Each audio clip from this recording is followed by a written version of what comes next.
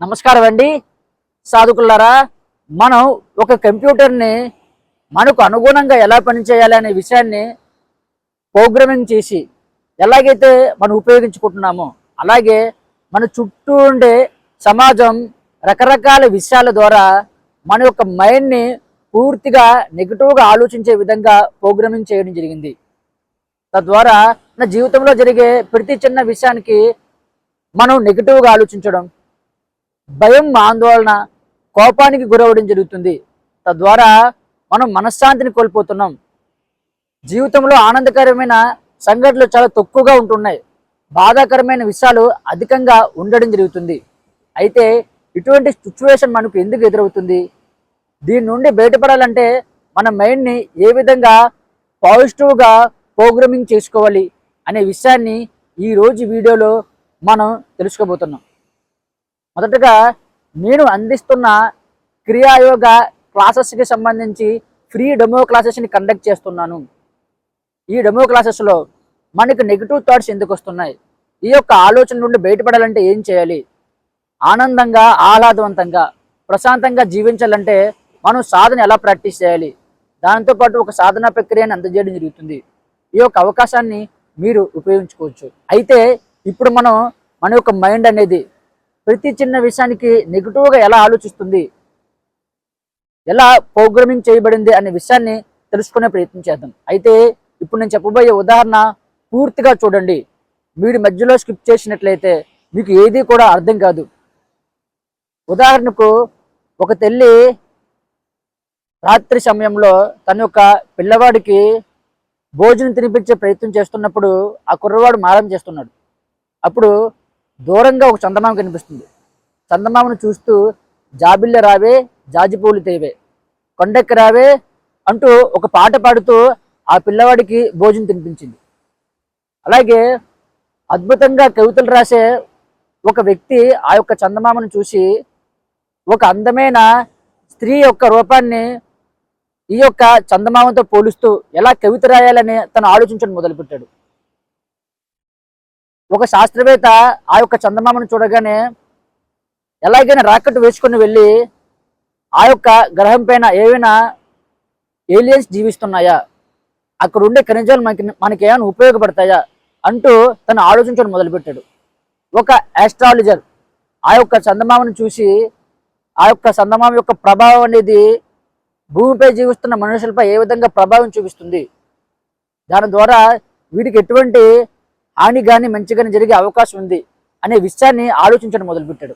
అయితే ఇక్కడ మనం గమనించవలసిన విషయం ఒకటే, ఇక్కడ నలుగురు కూడా చందమామను చూసి ఒక్కొక్కరు ఒక్కొక్క విధంగా ఆలోచించడం మొదలుపెట్టారు.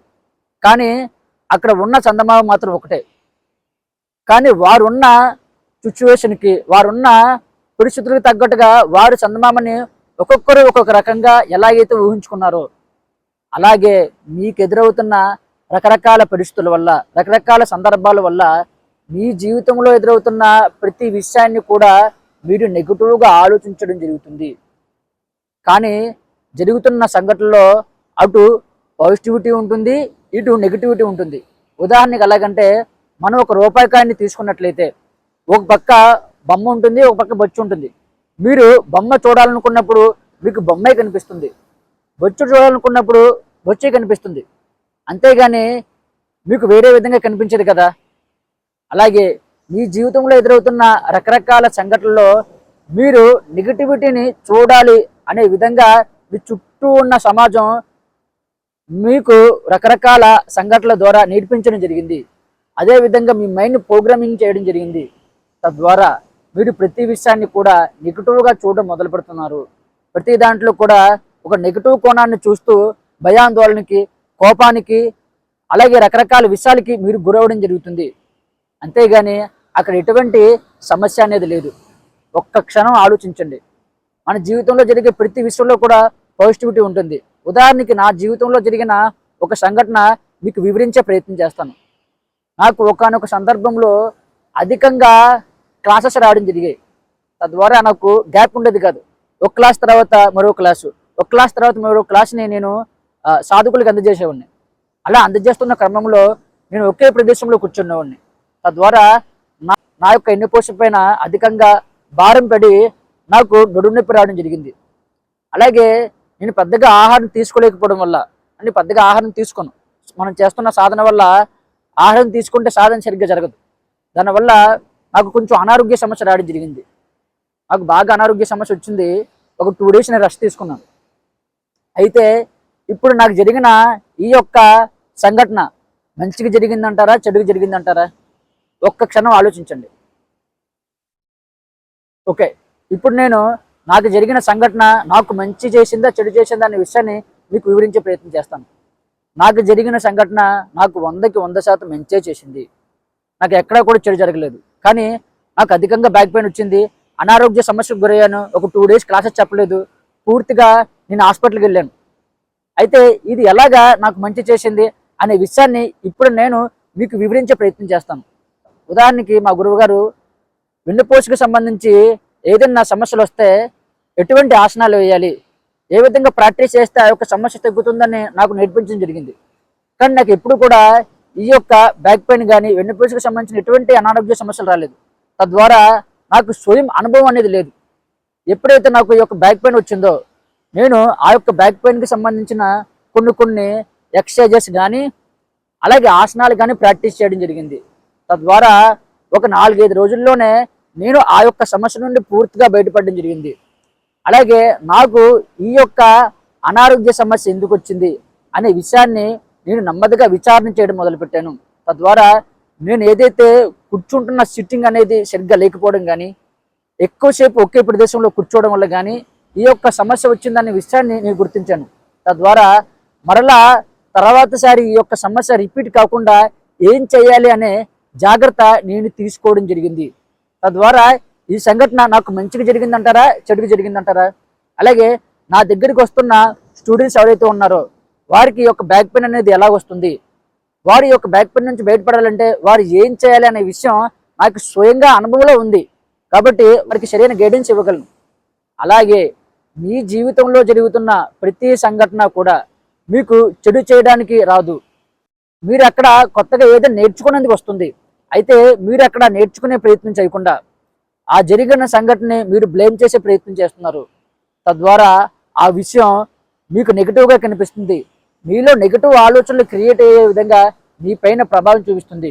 కాబట్టి మీకు ఏదైనా మీ జీవితంలో ఒక సంఘటన జరుగుతుందంటే దాని ద్వారా మీరు కొత్తగా ఏదైనా నేర్చుకోవాలి. అంతేగాని నాకేదో జరిగిపోయింది, అందరూ నన్ను మోసం చేశారు, నన్ను ఇబ్బంది పెట్టారు, నా జీవితం అంతా నెగిటివ్గా అయిపోయింది, అందరూ నన్నే వేలన చేస్తున్నారు అంటూ మీరు ఆలోచిస్తున్నంత కాలం కూడా మీ జీవితంలో మీరు ముందుకి ఎదగలేరు. మరింతగా డౌన్ పొజిషన్కి వెళ్ళిపోతారే తప్ప ఉన్నతమైన స్థాయికి చేరుకోలేరు. మన జీవితంలో ఏం జరిగినా సరే అది మన యొక్క ఎదుగుదల మరింతగా ముందుకు వెళ్ళేందుకే అవి జరుగుతాయి. ఒక సంఘటనలో మనం చేసినప్పుడు ఓడిపోయినా లేక పెట్టుబడి పెట్టి డబ్బు కోల్పోయినా సరే అది మనం సరిగ్గా చెయ్యట్లేదు అనే విషయాన్ని మనం నేర్చుకునేందుకు వచ్చిందని మనం గుర్తించాలి. అంతేగాని రకరకాలుగా మీరు ఆలోచిస్తే ఎటువంటి ప్రయోజనం ఉండదు. కాబట్టి సాధకులారా, మీరు ఆలోచిస్తున్న ఆలోచన వైఖరిని ఒక్కసారి మార్చుకోండి. ఎలా ఆలోచిస్తున్నారు, ఒక విషయాన్ని మీరు ఎలాగా గ్రహిస్తున్నారు అనే విషయాన్ని మీరు గమనించినట్లయితే ఖచ్చితంగా మీరు ఈ యొక్క నెగిటివ్ ఆలోచన నుండి బయటపడడం జరుగుతుంది. మన చుట్టూ ఉన్న సమాజం ఎలాగైతే మన ఒక మైండ్ నెగిటివ్గా మోడిఫై చేసిందో దాని నుండి పూర్తిగా బయటపడి మీకు మీరుగానే ఒక గురువు యొక్క సమక్షం ద్వారా పాజిటివ్గా మెలుచుకోవచ్చు. ఎందుకంటే మనం ఎంత ప్రయత్నిస్తున్నా సరే ఏదో ఒకసారి మనం మరలా నెగిటివ్గా వెళ్ళిపోయే అవకాశం ఉంటుంది. ఆల్రెడీ గురువు ఇన్ని రకాల సమస్యలను ఎదుర్కొని వాటి నుండి ఎలా బయటపడాలనే సత్యాన్ని తెలుసుకున్నాడు. కాబట్టి ఆ గురువు మీరు ఎలా బయటపడాలనే విషయాన్ని మీకు బోధించడం జరుగుతుంది. నా దగ్గరికి చాలామంది స్టూడెంట్స్ రావడం జరిగింది. వారందరూ కూడా నెగిటివ్ ఆలోచన చేస్తే వాటిని పాజిటివ్గా ఎలా ఆలోచించాలి, వారి జీవితంలో ఒక పాజిటివిటీని ఎలా క్రియేట్ చేసుకోవాలనే విషయాన్ని వారికి నేర్పించి ఇప్పుడు వాళ్ళు ఆనందంగా ఆహ్లాదవంతంగా ఎలా జీవించాలనే విషయాన్ని వారికి తెలియజేశాను. తద్వారా పూర్తిగా వారు మానసికమైన ఆందోళన నుండి పూర్తిగా బయటపడి ఆనందంగా ఆహ్లాదంగా జీవిస్తున్నారు. కాబట్టి ఈ యొక్క అవకాశాన్ని మీరు కూడా ఉపయోగించుకోవచ్చు. ఓకేనండి, మీకు ఈ వీడియో నచ్చినట్లయితే లైక్ చేయండి, కామెంట్ చేయండి, మన యొక్క ఛానల్ని సబ్స్క్రైబ్ చేయండి. Thank you.